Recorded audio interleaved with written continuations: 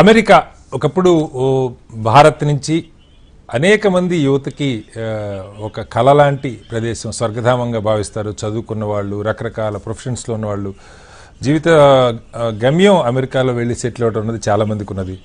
దాని మీద గతంలో విమర్శలు ఉండేవి. బ్రెయిన్ ఇన్ ద డ్రెయిన్ కంటే బ్రెయిన్ డ్రెయిన్ బెటర్ అని చెప్పి చాలామంది మాట్లాడేవాళ్ళు. అయితే చాలా కాలంగా దానికి ఎలాంటి ఇబ్బందులు లేకుండా పెద్ద ఎత్తున అవకాశం ఉన్న ప్రతి ఒక్కళ్ళు వెళ్ళటానికి ఆ దేశం స్వాగతించింది. విద్యార్థి దశ నుంచి స్టూడెంట్ వీసా, అలాగే H1, గ్రీన్ కార్డు, సిటిజన్షిప్ దాకా కాస్త కాలయాపనున్న ఇబ్బంది లేకుండా బండి నడుస్తూ వచ్చింది. అయితే ఇప్పుడు ట్రంప్ ఎన్నికైన తర్వాత అన్ని ప్లేసెస్లో కూడా చాలా ఇబ్బందికరమైన పరిస్థితి ఎదుర్కొంటూ ఉన్నారు. 18,000 మందిని ఇప్పటికే ఇల్లీగల్ ఇమిగ్రెంట్స్ని అయితే పూర్తిగా వెనక్కి పంపించడానికి ప్రభుత్వం ఆదేశాలు కూడా జారీ చేసిందంటున్నారు. డాక్యుమెంటేషన్ షార్టేజ్ కారణంగా రకరకాల స్టేజ్ల్లో ఉన్న వాళ్ళు 7.25 లక్షల మంది భారతీయులు ఉన్నారంటున్నారు. ఇంకా అనేక మంది ఆస్పిరెంట్స్ ఉన్నారు. వీళ్ళందరి భవిష్యత్తు ఏం కాబోతుంది, దీనికి దీర్ఘకాలంలో పరిష్కారం ఏమైతే బాగుంటుందని దాని మీద వాళ్ళు బిగ్ డిబేట్లో చర్చను చేపట్టాం. చర్చలో మనతో పాటు డాక్టర్ జయప్రకాష్ నాయుడు గారు, లోక్సత్తా వ్యవస్థాపకులు మనతో ఉన్నారు. అలాగే అంబటి రామకృష్ణ గారు, ఏపీ కాంగ్రెస్ సీనియర్ నాయకులు మనతో ఉన్నారు. మరి కాసేపట్లో విల్సన్ గారు, భారతీయ జనతా పార్టీ నాయకులు, అలాగే విద్యాసాగర్ గారు, తెలుగుదేశం పార్టీ నాయకులు కూడా మనతో జాయిన్ అవుతారు. ముందుగా జేపీ గారు నమస్కారం. జేపీ గారు, మీకు తెలియదు కాదు, ఒక 40-50 ఏళ్ళుగా ఫస్ట్ తరం, బహుశా మీ తరంలో డాక్టర్స్ వెళ్ళేవారు. ఆ తర్వాత ఇక ఇంజనీర్స్, ఇది ఆల్మోస్ట్ ఇవాళ అమెరికాలో పిల్లవాడు లేని కుటుంబాలు గ్రామాల్లో కానీ పట్టణాల్లో కానీ లేవు బై అండ్ లార్జ్. అయితే ఈ చాలామంది రకరకాల స్టేజెస్లో ఉన్నారు. ఇప్పుడు మనకి ఒక్కసారి ఈయన వచ్చిన తర్వాత స్టూడెంట్ వీసా దగ్గర నుంచి, H1 దగ్గర నుంచి, లేదు గ్రీన్ కార్డుకి అప్లై చేసుకున్న స్టేటస్లు అవి EB1, EB2, EB1, లేదు L1 మీద ఉన్నవాళ్ళు కానీ, ఇలా అన్ని ఈవెన్ సిటిజన్షిప్ పై బర్త్ వచ్చేటువంటి వ్యవహారంలో కానీ అన్ని చోట్ల కూడా చాలా ఇబ్బందికరమైన పరిస్థితి. సరే, మిగతా సమస్యలు ఎలాగో ఉన్నాయి. వ్యాపారము, ఆంక్షలు, దేశాల మీద రకరకాల అన్నీ కొనేసుకుంటాను, పనామకాలు కొనేసుకుంటాను, లేకపోతే అదేదో ఇంకొక ఒక ల్యాండ్ ఏదో కొనుక్కుంటాను, ఒక చిన్న ఐలాండ్ ఏదో, ఇలా ఒకటి కాదు రకరకాలు మాట్లాడుతున్నారు. సరే, ఆ గొడవ పక్క పెడితే మనకి దీనికి సంబంధించి ఒక భయానక వాతావరణం అయితే నెలకొంది. జేపీ గారు, నేను నిన్న మొన్న కూడా చాలా మందితో మాట్లాడుతున్నాను. పాపం పిల్లలు అంతకుముందు అది లీగల్ కాకపోయినా ఏదో చిన్న చిన్న రెస్టారెంట్స్లో 3 గంటలు 4 గంటలు రోజు చేసుకుంటూ కాస్త డబ్బులు సంపాదించుకునే వాళ్ళు బతకడానికి. ఇప్పుడు వాళ్ళందరూ ఏమవుద్దని చెప్పి కొంతమందిని ఆల్రెడీ వాళ్ళని పాస్పోర్ట్ సీజ్ చేసి వెనక్కి పంపిస్తామని చెప్పేసిన పరిస్థితి కూడా ఉంది. అక్కడ రెస్టారెంట్ల మీద ఆఫీసర్స్, ఎన్ఫోర్స్మెంట్ ఏజెన్సీస్ వెళ్ళి వెరిఫై చేస్తున్న పరిస్థితి. మొత్తం మానేశారని చెప్తున్నారు. బయట చిన్న చిన్న ఉద్యోగాలు చేసే పరిస్థితి మానేశారని చెప్తున్నారు. ఏం జరగబోతుంది జేపీ గారు? శ్రీనివాస్, ముందు మనం ఈ భయము, ఆందోళన, క్రైసిస్ ఉన్న భావం ఉంది, దాని నుంచి బయటపడాలి. ఓకే, అంత క్రైసిస్ అక్కర్లేదు. ఖచ్చితంగా కొన్ని ఒడిదుడుకులు ఉంటాయి. మనకి ప్రపంచం అందరూ తెలుసు ట్రంప్ గారి పద్ధతి ఏమిటో.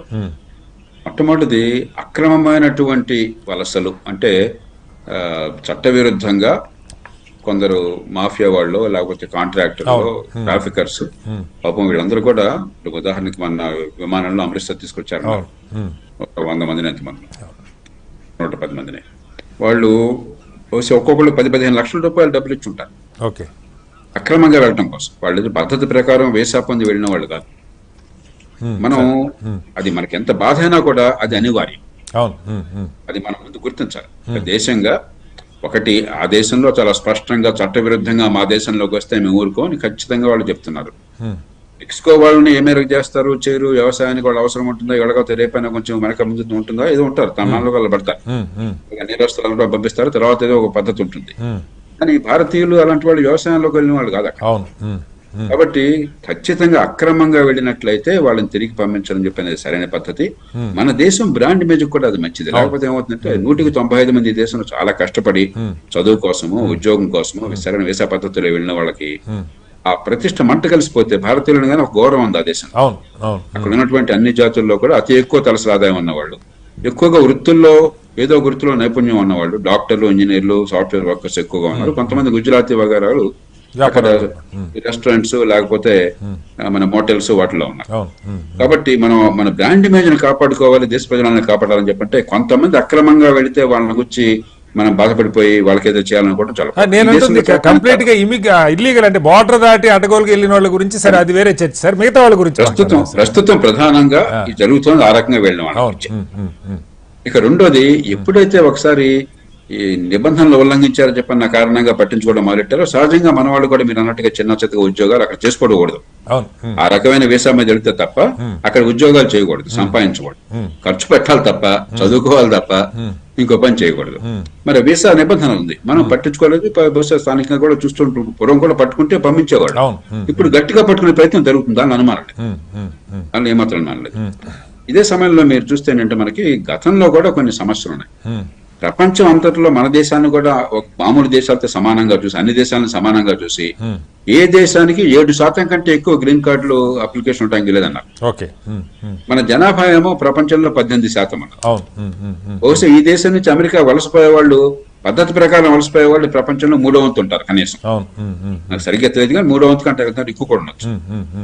మరి ప్రపంచంలో 35% మంది ఇక్కడి నుంచి వెళ్తున్నప్పుడు 7% పరిమితం చేయటం అంటే తరాల తరబడి గ్రీన్ కార్డులు రాక పర్మనెంట్ రెసిడెన్స్ రాక కష్టపడతారు. అది ఇప్పుడు కొత్తగా వచ్చిన సమస్య కాదు, ముందు నుంచే ఉంది. దాని మీద ఇప్పుడు మీరు గమనిస్తే ట్రంప్ రాష్ట్రపతి అయ్యే ముందే, ప్రమాణ స్వీకారం చేసే ముందే పెద్ద దుమారం వచ్చింది. వివేక్ రామస్వామి తర్వాత మరొక ఆయన ఆర్టిఫిషియల్ ఇంటెలిజెన్స్ కి ట్రంప్ అధిపతిగా నియమించగానే అసలు నైపుణ్యం ఉన్న వాళ్ళని, చట్టబద్ధంగా వచ్చిన వాళ్ళకి వెంటనే గ్రీన్ కార్డులు ఇచ్చేయాలి, వాళ్ళని మనం ఉపయోగించుకోవాలని చెప్పి ఒక గట్టిగా వాదన చేస్తే కాదు అని మేఘా క్రౌడ్ కొంతమంది తిరస్కరించారు. ట్రంప్ ఇంకా ఇతమద్ధంగా నిర్ణయం చేయాలి. కానీ బహిరంగంగా 2-3 సార్లు ఆయన ఏమన్నాడు ఎన్నికల ప్రచారంలో, ఈ దేశంలో అంటే అమెరికాలో ఉన్నత విద్య పొందినట్టయితే, మంచి ప్రమాణంలో ఉన్నత విద్య నైపుణ్యం ఉన్నట్టయితే ఈ దేశాన్ని పనికొస్తే వాళ్ళని తిరిగి పోనకూడదు, అసలు మనం ఉపయోగించుకోవాలంటాడు. కాబట్టి ఆయన ఆలోచన వ్యాపార దృక్పథంతో దేశ ఆర్థిక వ్యవస్థ రీత్యా ఆ రకంగా ఉంది, మనం కూడా అదే కోరుకుంటున్నాం. కానీ అదే సమయంలో మరి అక్కడ కరడగట్టినటువంటి అత్యవాదులు ఉంటారు అక్కడ, వాళ్ళందరూ కూడా అసలు మా దేశంలో గౌడ రావడానికి వెళ్ళి అందులో మనం అంటే కొంచెం కన్నెర ఉంటుంది, ఎందుకంటే ఎక్కువ సంపాదిస్తున్నారని చెప్పని. ఇటీవల కాలంలో భారతీయులు కూడా ఈ మాట కూడా చెప్పాలి, భారతీయులు కూడా అది వరకు ఒదిగొదిగి ఉండేవాళ్ళు.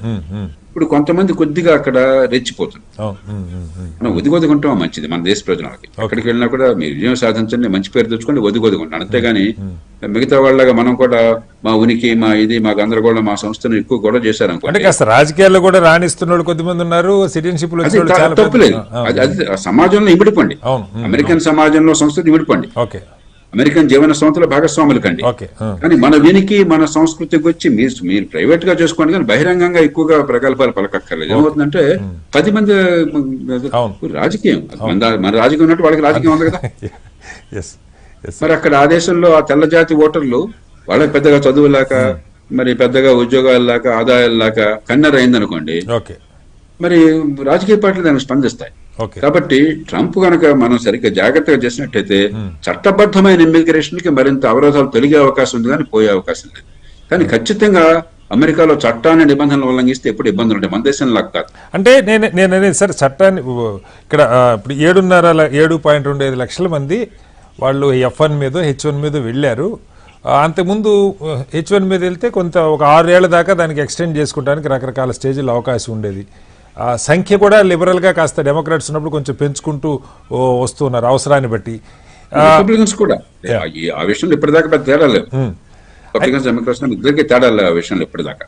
అయితే ఇప్పుడు వీళ్ళు నేనంటుంది, మీరు ఇందాక మనం కంప్లీట్గా బార్డర్ వితౌట్ ఎనీ డాక్యుమెంట్స్ దాటిన వాళ్ళ సంగతి పక్కకు పెడితే, బహుశా ఇప్పుడు 7.5 లక్షల మంది డాక్యుమెంట్స్ షార్టేజ్ ఉన్న వాళ్ళు ఉన్నారన్నది ఒక అంచనా సార్. బట్ అది కాకుండా రాబోయే 2-3 ఇప్పుడు స్టూడెంట్ వీసా మీద ఉంటారు, వాళ్ళు H1కి ఎక్స్పెక్ట్ చేస్తున్నారు 34 లక్షలు ఖర్చు పెట్టి, అక్కడ కనీసం తక్కువలో నేను చెప్తున్నది 30-40 lakhs ఖర్చు పెట్టి ఎంఎస్కని వెళ్ళున్నారు. వాళ్ళకి H1 వస్తుందని ఆశతో ఉంటారు.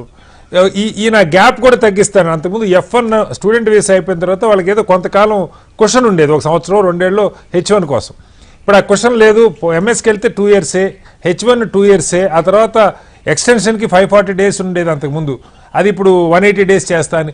అంటే ప్రతి దశలో ఇంకా చాలా మంది 10 లక్షల మంది, బహుశా ఎంతమంది ఉన్నారో నాకు తెలియదు ఆ అంచనా, చాలా మంది త్వరలోనే ఇబ్బందిని ఎదుర్కొనే పరిస్థితి ఉంది. జేపీ గారు, అంటే దీనికి ఏదైనా చర్చలు ఏమైనా పరిష్కారం ఉంటుంది? ఎందుకంటే భారతీయ సంతతి వాళ్ళ దేశంలో ఉన్నది బహుశా అదివరకు 30 లక్షల వాడు 40-45 లక్షలు ఉంటారు అందరూ కలిస్తే.